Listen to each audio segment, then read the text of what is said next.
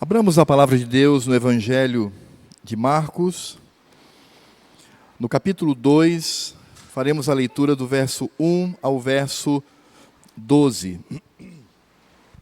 Evangelho de Marcos, capítulo 2, versos de 1 a 12. Estamos agora entrando no capítulo 2 deste Evangelho, que está sendo exposto aqui aos domingos. Evangelho de Cristo, segundo Marcos escreveu, registrou. Marcos 2, de 1 a 12. Diz assim a palavra de Deus: Dias depois entrou Jesus de novo em Cafarnaum, e logo ocorreu que ele estava em casa. Muitos afluíram para ali, tantos que nem mesmo junto à porta eles achavam lugar. E anunciava-lhes a palavra. E alguns foram ter com ele, conduzindo um paralítico, levado por 4 homens. E não podendo aproximar-se dele, por causa da multidão, descobriram o eirado no ponto correspondente em que ele estava, e fazendo uma abertura, baixaram o leito em que jazia o doente. Vendo-lhes a fé, Jesus disse ao paralítico: Filho, os teus pecados estão perdoados. Mas alguns dos escribas estavam assentados ali e arrazoavam em seu coração: por que fala ele deste modo? Isto é blasfêmia. Quem pode perdoar pecados, senão um que é Deus? E Jesus, percebendo logo por seu espírito que eles assim arrazoavam, disse-lhes: por que arrazoais sobre estas coisas em vosso coração? Qual é mais difícil? Dizer ao paralítico: estão perdoados os teus pecados? Ou dizer: levanta-te, toma o teu leito e anda?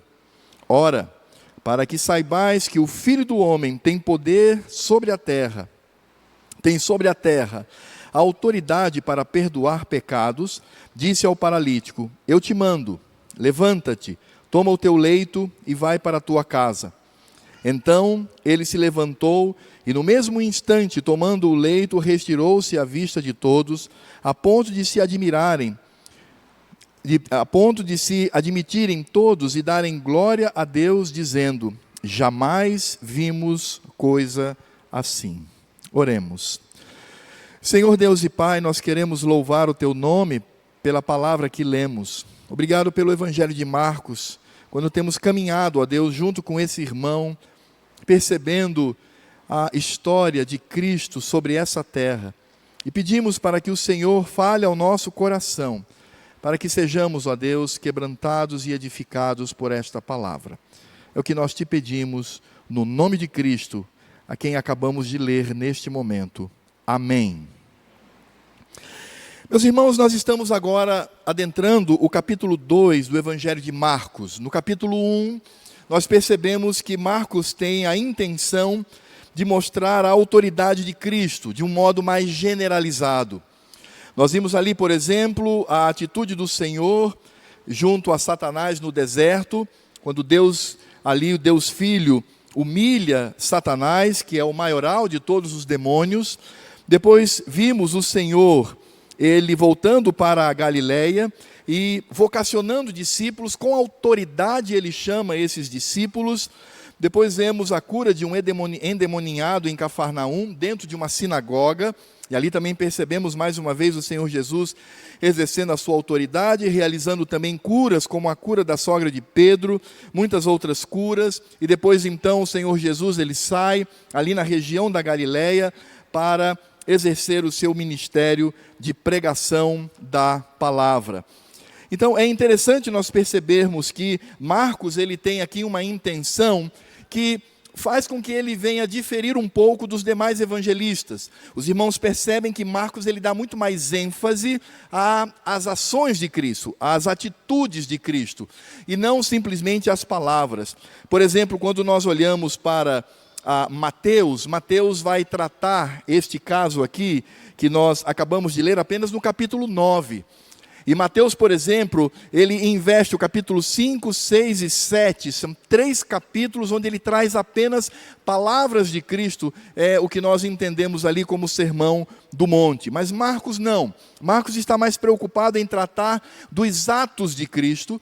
Os irmãos se lembram que ele está escrevendo para os crentes em Roma, e os romanos eles tinham dificuldades em acreditar que alguém que se diz ser Deus pudesse ser um carpinteiro que foi rechaçado pelos seus, morreu pendurado numa cruz, sob a autoridade de Pôncio Pilatos. Então Marcos, ele tem aqui o esforço em demonstrar, através da inspiração do Espírito Santo, demonstrar que Cristo, na verdade, é Deus, que Jesus, o homem, ele é Deus, é o Filho de Deus. Então ele faz o paralelo aqui entre Jesus, o Filho do homem, é também Jesus, o Filho de Deus. Então é por isso que nós vamos perceber que Marcos, ele está sempre tratando dessa questão, mostrando que nós devemos olhar para Cristo como o Filho de Deus. E quando nós olhamos então para o capítulo 2, nós vamos perceber que ele vem logo em seguida a purificação do leproso. Domingo passado nós tratamos do verso 40 ao verso 45, no capítulo 1, onde temos ali a purificação do leproso, e os irmãos se lembram que lepra tinha muito a ver com o pecado. Então, no Velho Testamento, eles viam que a lepra que destruía o corpo era associado ao pecado. E nesse sentido, então, percebemos a autoridade de Cristo sobre a lepra, o que nos prepara para percebermos a autoridade de Cristo sobre o pecado. Daí, então, o capítulo 2, verso 1 até o verso 12, tratar deste tema que é a autoridade de Cristo sobre os pecados. Mas há um detalhe que eu quero também chamar a atenção dos irmãos, é o fato de que o capítulo 2, ele começa um grande tema que vai se estender até a crucificação. É o tema do conflito entre Cristo e os religiosos. Percebam que é no capítulo 2, do verso 1 ao verso 12, que nós vamos perceber a primeira inserção dos religiosos em se contrapor a Cristo. Então isso é algo importante, porque esse conflito, ele começa aqui no capítulo 2 e ele vai até a crucificação, porque os religiosos, eles não vão descansar enquanto não crucificarem ao Senhor. E vejam que aqui também, há muita informação, não é? A partir do capítulo 2, aqui também fala do retorno de Cristo para Cafarnaum. Os irmãos se lembram que Jesus estava numa campanha evangelística ou numa viagem missionária, visitando os povoados, e agora ele então retorna para a sua base, porque Cafarnaum se torna a base de operações de Jesus na sua atuação ali na Galileia.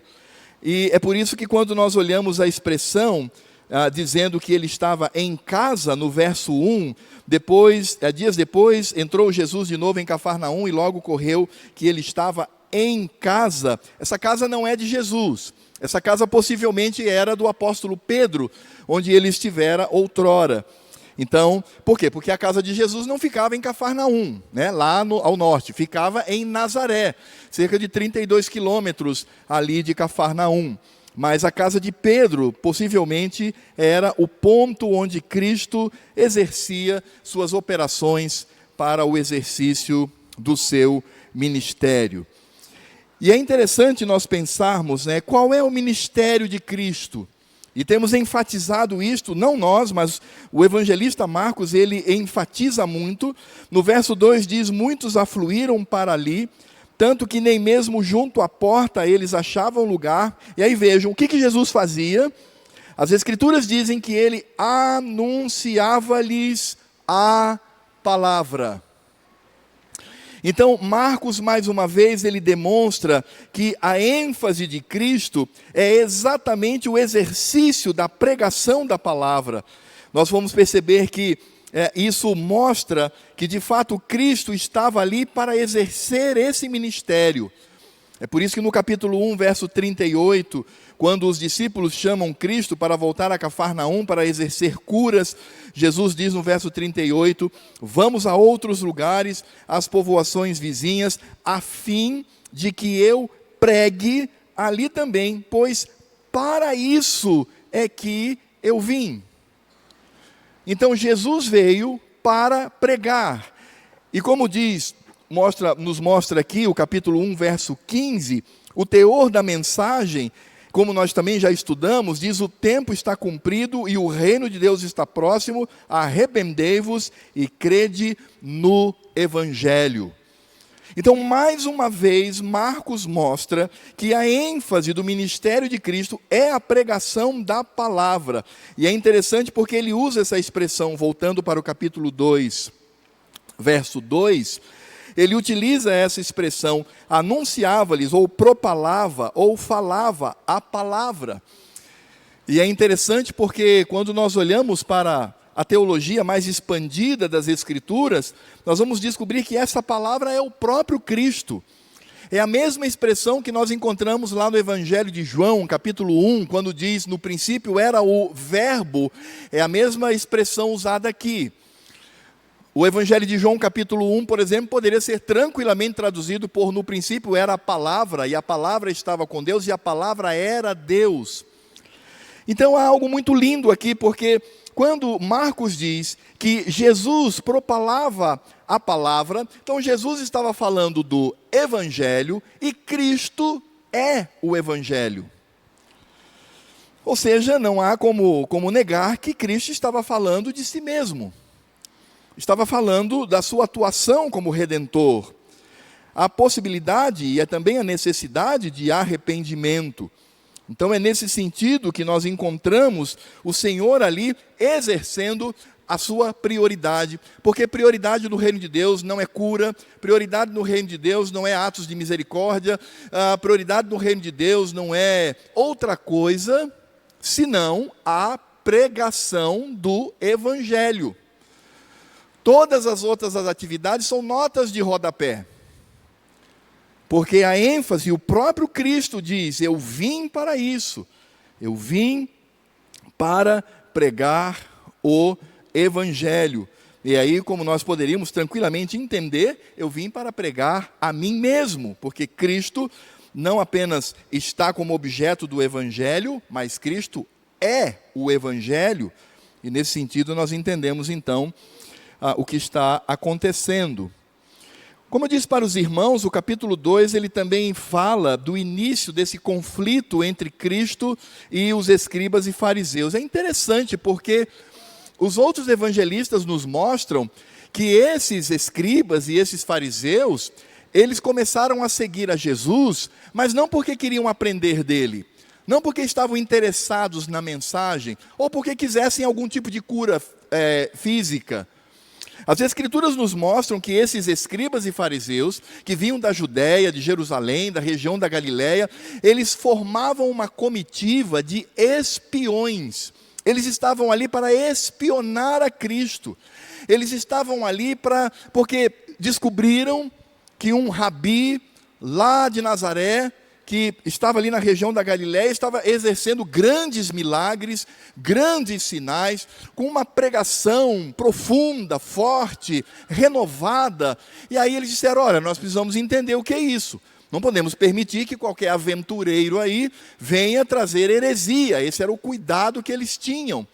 Então eles formam comitivas de todas as regiões, aqueles que eram mesmo da região lá da Galiléia, outros da Judéia, ali no centro, outros mais ao sul de Jerusalém, e eles enviavam então espiões que seguiam a Jesus em todos os lugares para ouvir e perceber algum tipo de heresia, para poder, obviamente, agir contra Jesus. Portanto, eram inimigos do Senhor.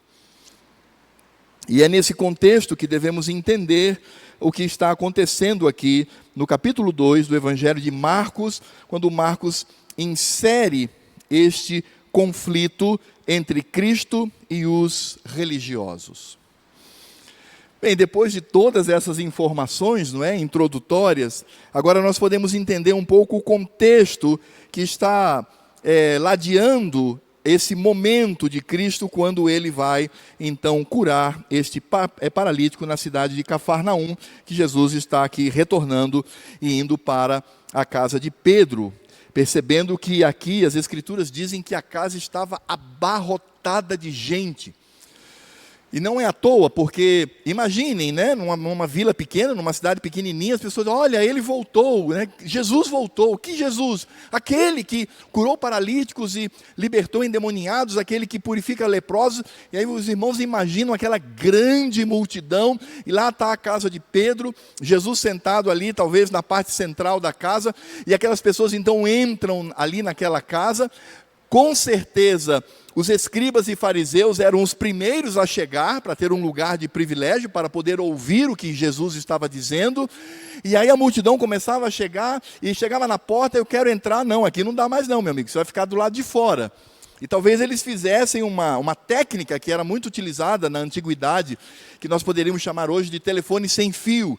Então Jesus falava, e aí esse aqui repetia para o de trás, que repetia para o outro, e ia repetindo até o último. Então não significa dizer que Jesus tenha projetado a sua voz para que todos ouvissem, mas existiam alguns que eram multiplicadores e traziam então a mensagem para que todos ouvissem, mas aquela casa estava abarrotada de gente, ninguém podia entrar, não há como chegar até Jesus. E é nesse contexto que Marcos nos diz que alguns homens, eles tinham um paralítico. E eles queriam levar esse paralítico até o Senhor.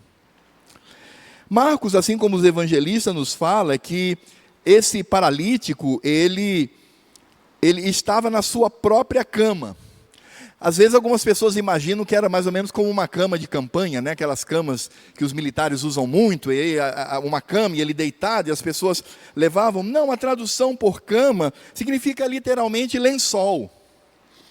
Então, na verdade, esse paralítico, ele estava num lençol, e esse lençol era segurado pelas suas pontas. Então, talvez os homens pegassem ali a ponta, outros ali pelo meio, seguindo. Para quem é do Nordeste e do interior ali do Sudeste, entende muito isso quando algumas pessoas são até carregadas ou até sepultadas em redes. Eles botam a pessoa na rede com uma vara, e essa pessoa, então, ela é conduzida ali por duas pessoas. Nesse caso aqui, ele estava sendo conduzido pelo lençol, e essas pessoas então estavam segurando e conduzindo. E nós podemos entender aqui a cena. Eles chegam na casa e dizem, rapaz, olha como é que está isso. Nós não vamos conseguir chegar até Cristo. Mas nós precisamos levar esse nosso irmão até Ele. E as Escrituras dizem então que eles têm uma ideia. E eles sobem até o eirado daquela casa. Algumas pessoas, quando veem essa cena de subir ao eirado, pensam que é um telhado, né? Que eles pegaram uma escada de madeira, colocaram lá, tentaram puxar o camarada de qualquer jeito, e andando em cima das telhas, destelharam. Não, não é nada disso. Todas as casas, ou a maioria das casas naquela época, possuía um eirado. O eirado ficava de fato na parte externa, como um telhado. Era como se fosse uma varanda, era uma área extensa, era um terraço. E eles utilizavam essa área para secar o trigo, porque recebia a incidência do sol. Então era um local, né, plano, com um cercado, e ali eles jogavam o trigo secava ao sol, depois então eles utilizavam o trigo para fazer o seu alimento. Esse eirado, esse terraço, ele era feito de taipa. Taipa, para quem é do Nordeste e do interior do Sudeste, sabe muito bem o que é isso. É um tipo de engenharia em que eles pegam a madeira, entrelaçam a madeira, amarrando umas às outras, formando uma tela de madeira. Depois eles jogavam o barro por cima, e o barro então se apegava à madeira. Então quando já estava ali o piso reto, alguns que possuíam um pouco mais de dinheiro, e Lucas nos diz que Pedro ele possuía dinheiro para isso, eles colocavam um ladrilho, que era um tipo de material para tornar ali mais reto possível.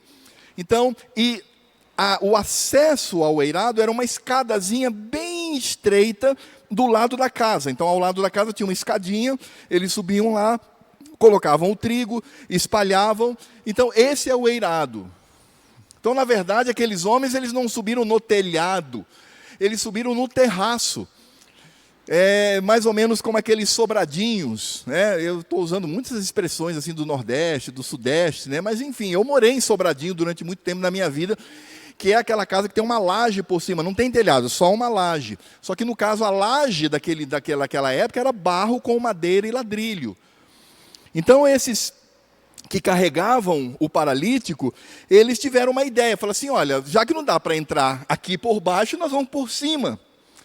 E aí os irmãos imaginam aqueles homens carregando, não é, no lençol, aquele camarada aleijado, ele não podia fazer nada, e eles carregando com dificuldade naquela escada estreita. Eu não sei exatamente como eles fizeram, mas eles subiram a escada, chegaram no eirado, aquele terraço, e disseram, rapaz, onde é que é o meio da casa aqui? Vamos calcular aqui. Rapaz, aqui eu acho que está a sala, aqui é a parte dos animais, sim, exatamente, porque os animais eles ficavam dentro de casa. Por isso, quando José e Maria vão para Belém, eles ficam dentro de uma casa, na área que era reservada aos animais. Aqui os animais, aqui a cozinha, os quartos. Eu acho que ele está mais ou menos aqui nessa sala. É aqui, vamos lá. E aí eles começaram a tirar o ladrilho, a tirar o barro, a tirar a madeira. E aí eles olharam pelo buraquinho, um pouquinho mais para lá. Então aqui, vai lá. O mestre está ali. E eles começaram então a tirar aquilo ali, para fazer um buraco, e por esse buraco descer o paralítico. É interessante, irmãos, essa cena.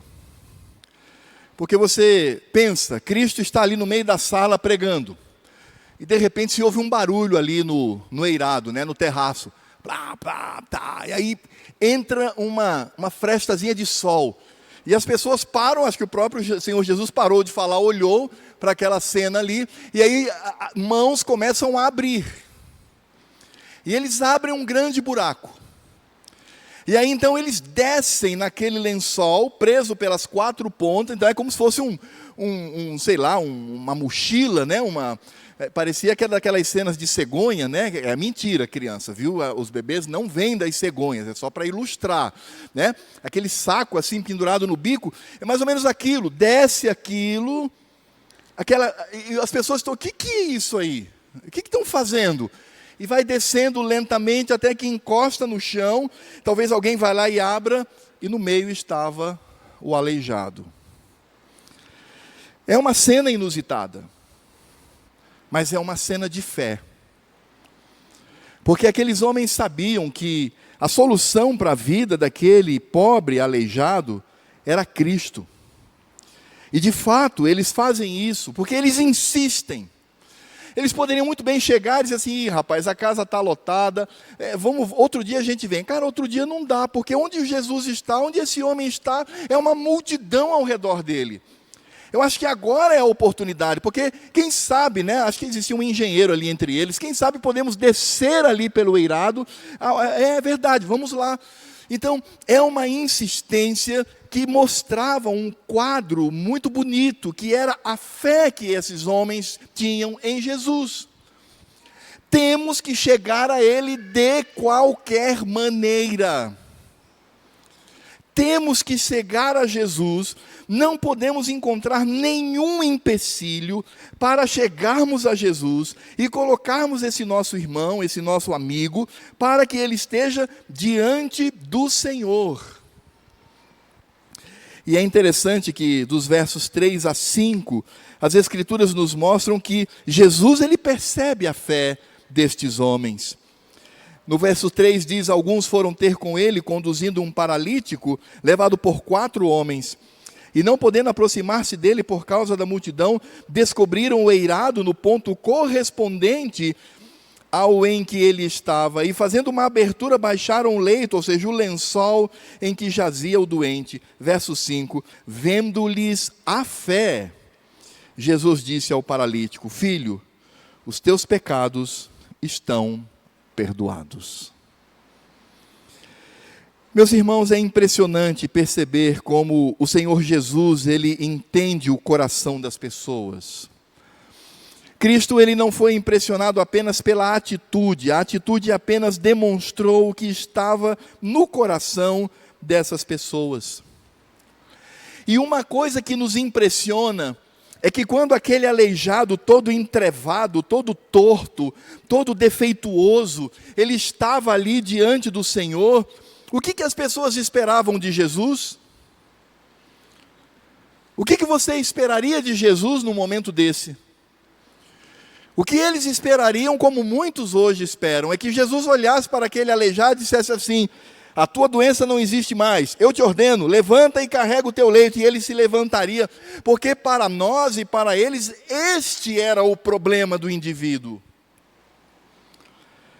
Mas, meus irmãos, Cristo surpreende toda e qualquer expectativa da multidão, porque as necessidades que nós damos a nós mesmos e às pessoas não são as necessidades reais diante do Senhor. Nós teríamos uma preocupação, me entendam, estética. Nós teríamos uma preocupação externa. Esse homem, Senhor, esse homem não está precisando de perdão de pecado. Esse homem está precisando ser curado da sua doença. Ah, meus irmãos, como isso aponta para o nosso coração, como nós somos apegados a este mundo. Como nós só queremos do Senhor aquilo que nos traz benefício para a saúde, benefício financeiro, benefício de tranquilidade. Como nós só vamos a Ele e nos apegamos a Ele quando isso acontece. Basta ver quando um pai tem o seu filho na UTI. Como ele se apega. E aí você percebe, rapaz, eu nunca vi esse homem orar tanto. Porque as nossas expectativas não são as expectativas do Senhor. Meu irmão, eu pergunto a você, qual seria a maior dádiva na vida daquele infeliz? A cura da sua doença ou o perdão dos seus pecados? Muitos, não poucos, muitos hoje diriam, não, o melhor para a vida dele é a cura da doença.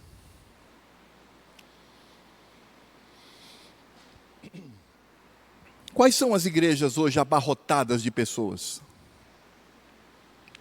São as que pregam com fidelidade as Escrituras?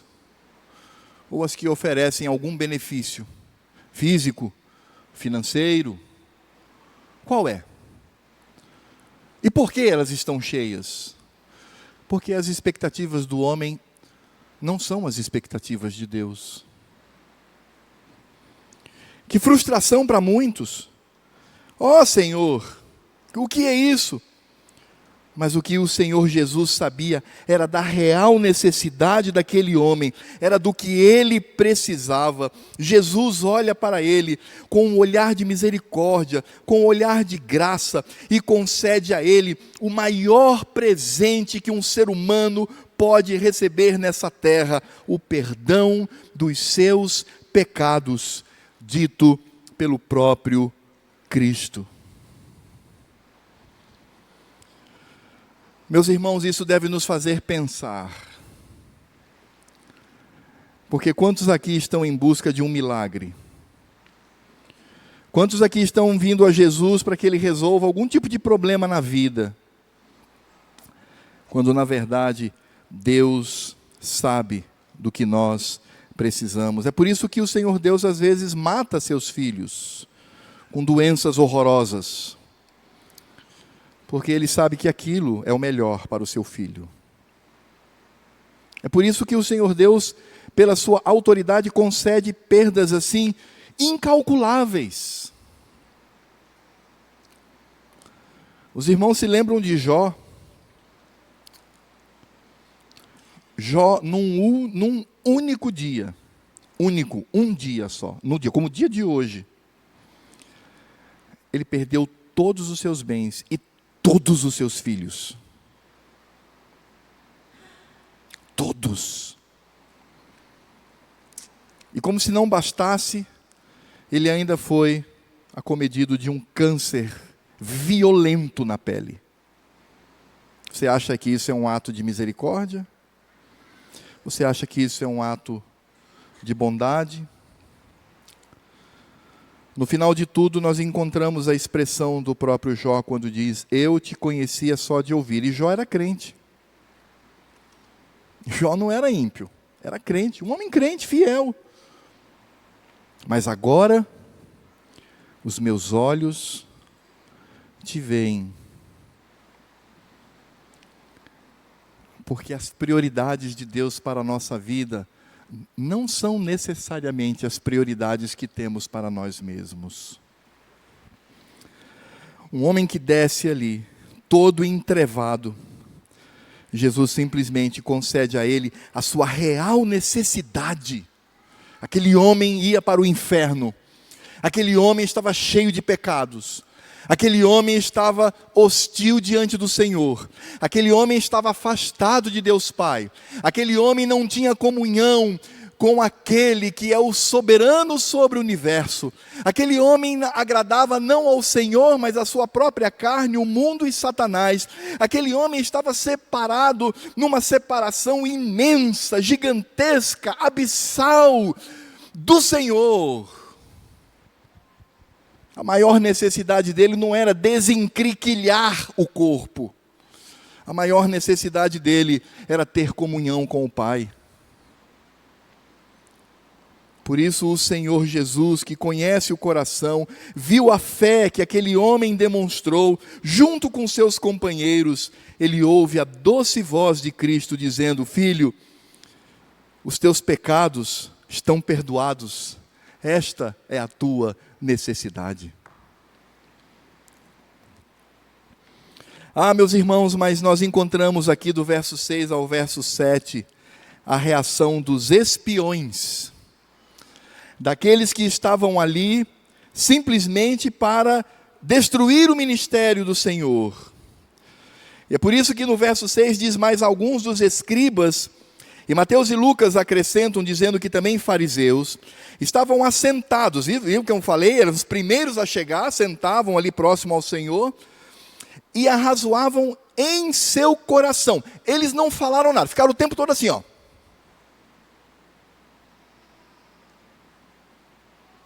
Não falaram nada, não expressaram nada, mas as Escrituras nos dizem que eles arrazoavam no coração. No verso 7 eles disseram: por que fala ele deste modo? Isto é blasfêmia.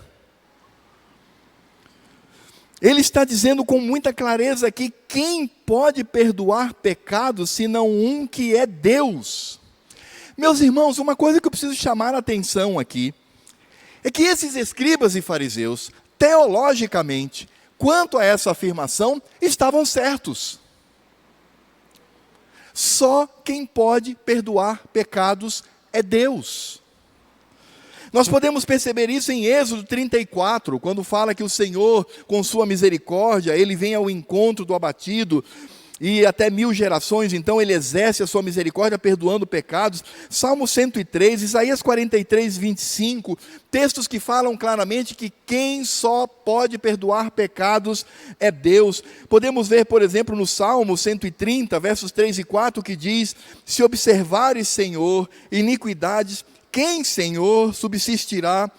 Agora veja como diz o salmista: contigo, porém, está o perdão, para que te temam. Vejam, aqueles escribas e fariseus, quanto à noção ou à relação entre Deus e o pecado, estavam corretíssimos, teologicamente impecáveis. E vejam que eles sabiam claramente que o que eles contemplaram ali poderia ser tido como uma blasfêmia, como uma heresia tremenda contra o Senhor. E baseada em Levítico 24, verso 16, o texto diz: aquele que blasfemar o nome do Senhor será morto, toda a congregação o apedrejará, tanto o estrangeiro como o natural, blasfemando o nome do Senhor será morto. Eles sabiam disso. A blasfêmia era um dos pecados mais terríveis para Israel.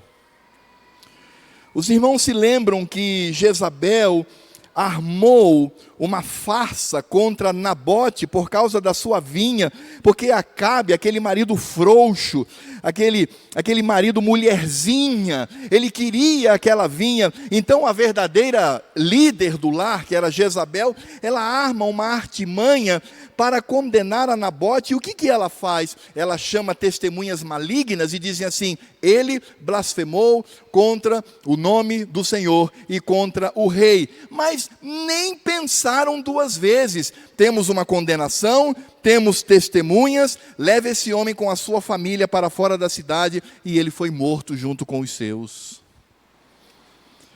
Blasfêmia era tratada dessa forma. Por isso eu quero insistir, eles não estavam errados quanto ao fato de relacionar Deus e o perdão dos pecados. A pergunta é, então onde estava o erro deles? Meus irmãos, o erro deles é que mesmo tendo acompanhado a Cristo, realizando tantos sinais, tantos milagres, tantos prodígios, mostrando que de fato ele era o Filho de Deus, mesmo contemplando os atos e a própria pregação do Senhor, eles não conseguiam ver a divindade de Cristo. Eles não podiam entender que ali estava o Deus Todo-Poderoso. E meus irmãos, o evangelista Marcos, ele nos mostra esse contraste com tanta clareza, porque ele vai dizer implicitamente que Jesus conhecia o coração do paralítico e dos homens. Lembrem-se, os homens que desceram o paralítico e o próprio paralítico não dizem nada para Jesus, nada. Eles estão em silêncio. Mas Jesus sondou o coração deles, porque era e é Deus, assim como o Senhor também sonda o coração daqueles religiosos. Marcos deixa isso com muita clareza. E é interessante porque os escribas estavam arrazoando no seu coração, e Marcos diz, e Jesus, percebendo logo por seu espírito, que eles assim arrazoavam no coração. Marcos está dizendo, aqui está o Cristo, que é homem, mas também é Deus. Mas aqueles religiosos não podiam ver a divindade de Cristo. Eles viam Jesus como um homem diferente. Eles viam Jesus que manifestava poder. Eles viam Jesus como alguém que, de fato, não poderia ser igualado a outros. Mas eles não viam a Jesus como Deus. E, irmãos, esse é um problema que existe até hoje dentro, não é fora, é dentro das igrejas. As pessoas olham para Jesus como um homem especial, como o Redentor, como o Salvador, como aquele que morreu em nosso lugar, mas as pessoas elas não conseguem, por causa das suas atitudes, ver que ali também está Deus, o Todo-Poderoso.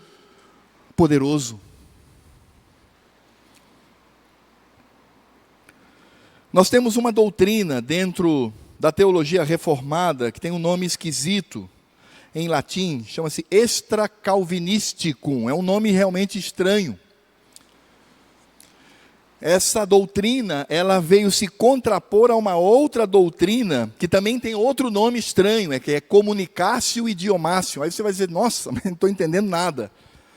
Mas eu explico para os irmãos, com simplicidade. É que existia um grupo de reformadores, na época da reforma, que diziam que Jesus, de fato, ele possuía duas naturezas, a humana e a divina.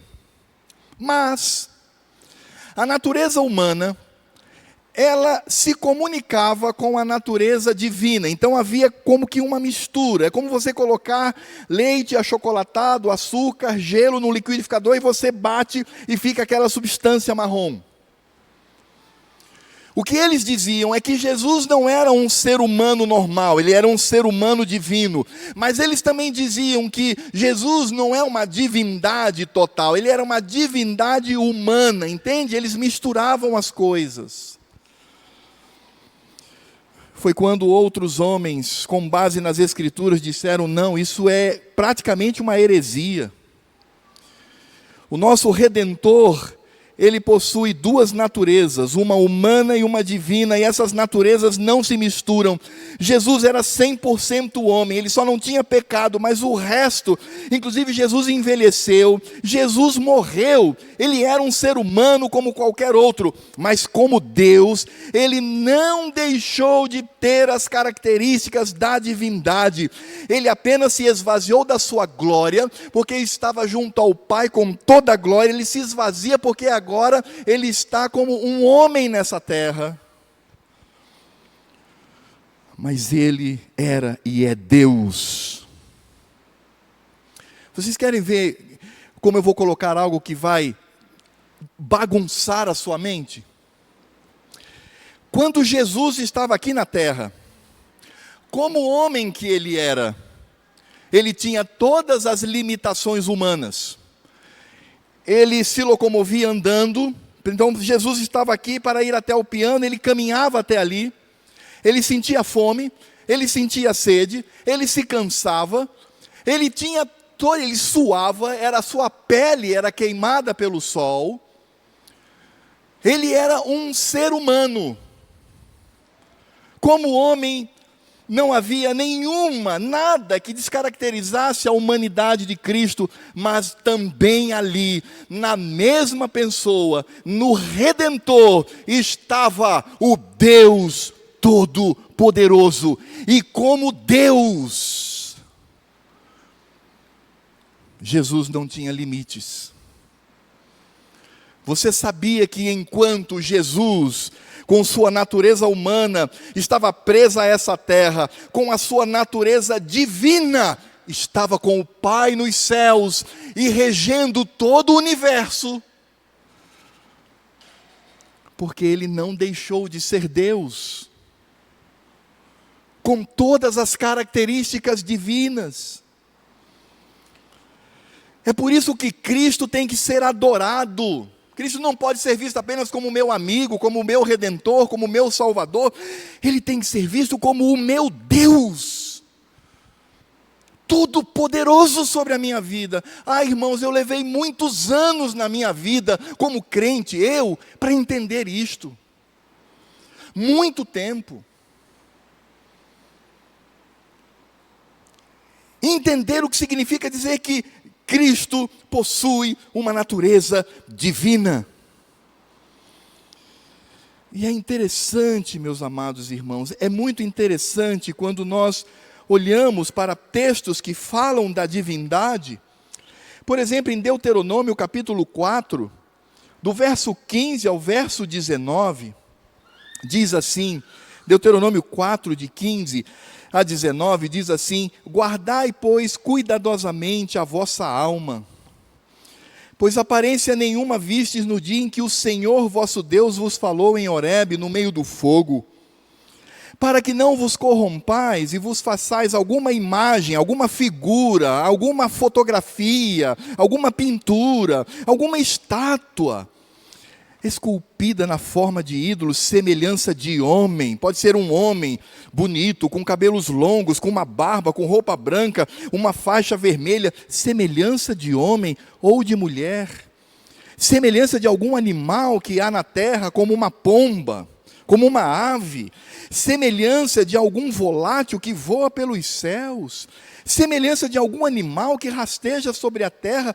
semelhança de algum peixe que há nas águas debaixo da terra. Guarda-te, não levante os olhos para os céus, e vendo o sol, a lua e as estrelas, a saber, todo o exército dos céus, sejas conduzido a inclinar-te perante eles, e des culto àqueles, coisas que o Senhor teu Deus, Javé, coisas que Cristo teu Deus repartiu a todos os povos debaixo dos céus. E talvez você diga assim, que É uma teologia complicada. Às vezes, mas aqui só está se referindo a Deus Pai. Como a Deus Pai? O apóstolo Paulo, em 1 Coríntios, capítulo 10, versos de 1 a 4, ele diz assim: ora, irmãos, não quero que ignoreis, 10 de 1 a 4 de 1 Coríntios, ignoreis que os vossos pais estiveram todos sob a nuvem e todos passaram pelo mar. Vejam só, meus irmãos, é o mesmo contexto de Deuteronômio capítulo 4, é o deserto. Tendo sido todos batizados, assim na nuvem como no mar, com respeito a Moisés, todos eles comeram de um só manjar espiritual e beberam da mesma fonte espiritual. De onde eles beberam? Quem os conduziu? Quem os alimentou? Quem os protegeu? Porque bebiam de uma pedra espiritual que os seguia, e a pedra era Cristo, o Deus Todo-Poderoso. Irmãos, a afirmação de que o nosso Redentor possui duas naturezas, uma humana e uma divina, tem um peso muito maior do que aquilo que esses religiosos pensavam e muitas vezes nós pensamos. Irmãos, tudo que é proibido com relação ao nosso Deus diz respeito diretamente a Cristo. O que é permitido com relação a Deus é permitido diretamente a Cristo, porque Ele é Deus sobre todas as coisas. Mas aqueles religiosos não entendiam isto. Por isso disseram essa aberração no verso 7 do capítulo 2 de Marcos, voltando para o Evangelho. Eles disseram: porque ele fala desse modo, isso é blasfêmia. Quem pode perdoar pecados senão um que é Deus? Tolos! Cegos! Ineptos! É verdade, só quem pode perdoar pecados é Deus. E Deus estava ali, o Emanuel, o Deus encarnado, o Todo-Poderoso, naquele momento em que o Senhor sondou o coração de todos que estavam ali. Ele estava controlando todo o universo junto ao Pai, porque a sua divindade não diminuiu. Quando eu me refiro a Cristo, o homem, eu estou me referindo ao Deus Todo-Poderoso. Tudo que eu faço com relação a Jesus, eu estou fazendo com relação a Deus. Mas aqueles religiosos não entendiam isto. Daí a reação do Senhor Jesus. Do verso 8 ao verso 12, o Senhor Jesus adverte aqueles homens. E é interessante porque Jesus, ele vai falar das suas duas naturezas. Ele vai falar da natureza humana e da natureza divina. Que lindo isto, que muitas pessoas não conseguem compreender o que Marcos nos comunica.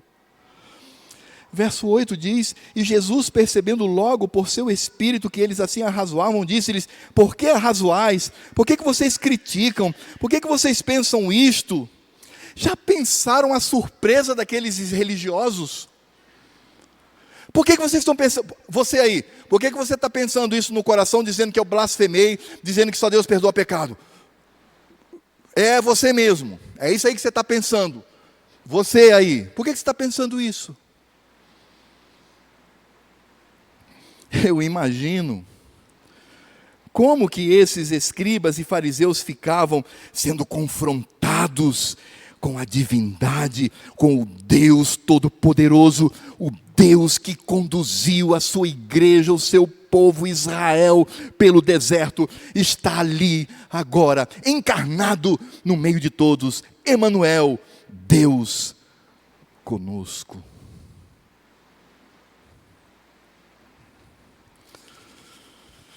E é interessante porque o Senhor Jesus fala das suas duas naturezas. E ele faz isso num dilema, ele traz um dilema para aqueles homens. Eles não respondem. Porque o Senhor Jesus no verso 9 diz assim: o que é mais fácil? Dizer ao paralítico: estão perdoados os teus pecados, ou dizer: levanta-te, toma o teu leito e anda? Se você perguntar para mim: Alfredo, o que você acha? Eu vou dizer assim: você quer a resposta pela carne ou pelas escrituras? Pela carne é curar. Pelas escrituras é ser Deus. E Jesus conhecia o coração daqueles homens. Assim como nós vimos na purificação do leproso, vimos isso semana passada, não houve nenhuma quebra da lei do Senhor, porque ali estava o Deus Todo-Poderoso, não estava a lei, estava o legislador. Aqui também não há nenhuma quebra, porque Jesus perdoava pecados, porque Ele é Deus. E é por isso que Ele faz aqui o contraste. Veja só o que ele diz no verso 10. Olha que palavra teologicamente, doutrinariamente profunda. Ele diz assim: ora, para que saibais que o Filho do Homem... O que é filho do homem? A expressão filho do homem, no Velho Testamento, significava um ser humano, um homem qualquer, uma pessoa que nasceu, vive e morre, uma pessoa que trabalha, que tem família, tem filhos, um homem, um ser humano, como Adão, um homem ali, de carne e osso, sangue, nervo, cérebro, coração, pulmão, um ser humano. Mas, meus irmãos, existe também uma expressão para o Filho do Homem, uma profecia, lá em Daniel capítulo 7, versos 13 e 14. E nessa profecia que Daniel teve num sonho, as Escrituras dizem, o próprio Daniel diz: eu estava olhando nas minhas visões da noite, e eis que vinha com as nuvens do céu como o Filho do Homem, e dirigiu-se ao ancião de dias. Quem é o ancião de dias? É Deus Pai. Quem é o Filho do Homem? Por enquanto aqui é um ser humano. Ele se aproxima de Deus Pai. E o fizeram até chegar ele. E aí o que acontece? Olha só o que Daniel vê. Foi-lhe dado domínio e glória e o reino, para que os povos, nações e homens, ou seja, os filhos dos homens, e todas as línguas o servissem. O seu domínio é domínio eterno, que não passará, e o seu reino jamais será destruído. Quem é esse? É por isso que o Senhor Jesus, ele usa essa expressão, porque aqueles judeus conheciam o livro de Daniel, eles conheciam teologia, eles conheciam doutrina, e então ele usa uma expressão que vai tocar no âmago do coração daqueles homens. Verso 10, do capítulo 2 de Marcos: ora, para que saibais que o Filho do Homem, que esse ser humano que está aqui, que está suando, que usa roupas, que tem cabelo, tem barba, tem voz, tem olhos, coração, pulmão, esse ser humano aqui, esse Filho do Homem, mas esse Filho do Homem nós entendemos com relação também a Daniel, aquele que recebeu todo o poder. O Senhor Jesus diz: para que saibais que o Filho do Homem tem poder, tem autoridade sobre a terra, para perdoar pecados. Disse ao paralítico: eu te mando, levanta-te, toma o teu leito e vai para a tua casa. É isso que vocês querem ver? Vocês verão, porque não terão mais nenhuma desculpa para tratar o Filho do Homem como um mero homem, para tratar o Filho do Homem como uma pessoa qualquer, mas para perceber que o Filho do Homem, o Cristo, é Deus Todo-Poderoso.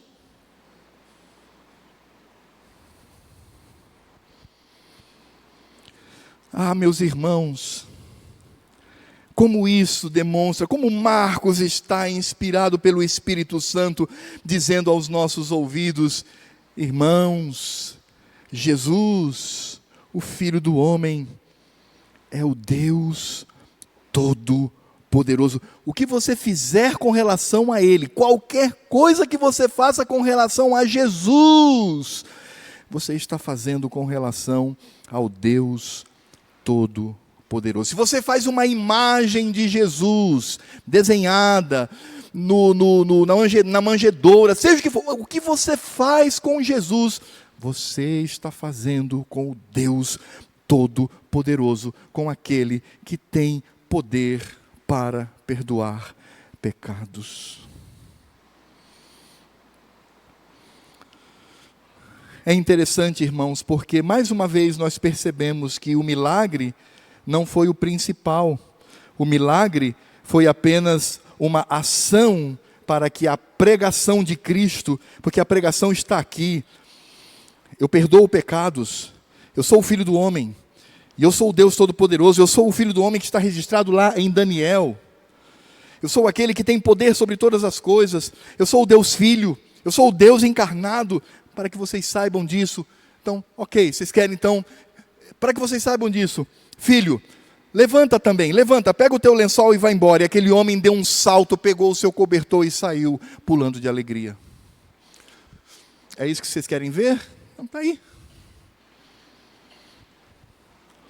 Os milagres, eles vêm para demonstrar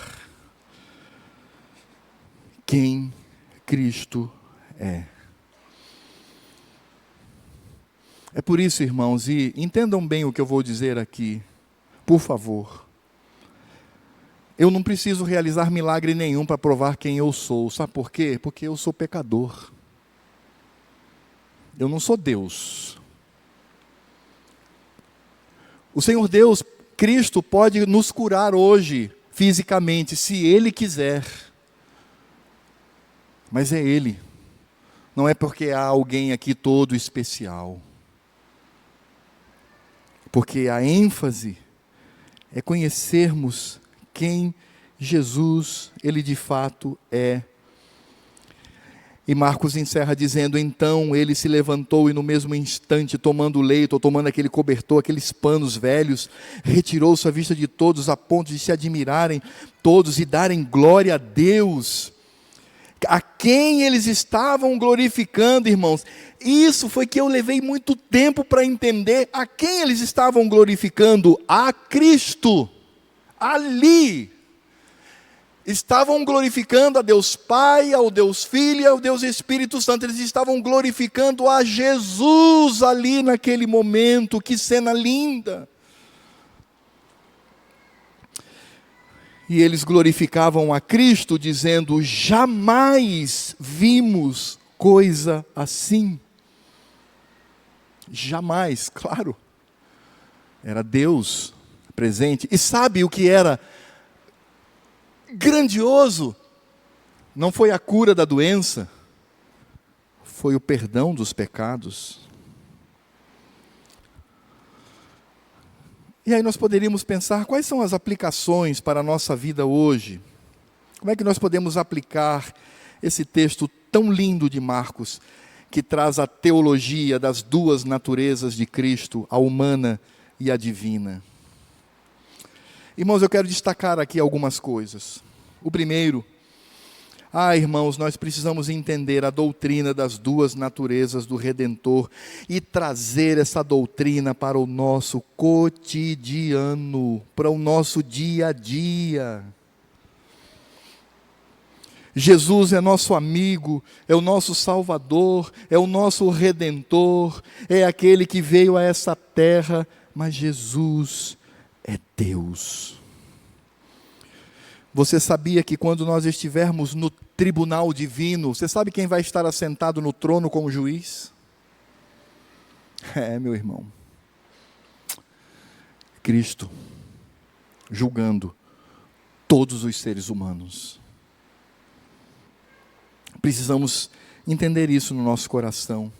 Precisamos entender também que somente Deus pode perdoar pecados. Pastor não perdoa pecado.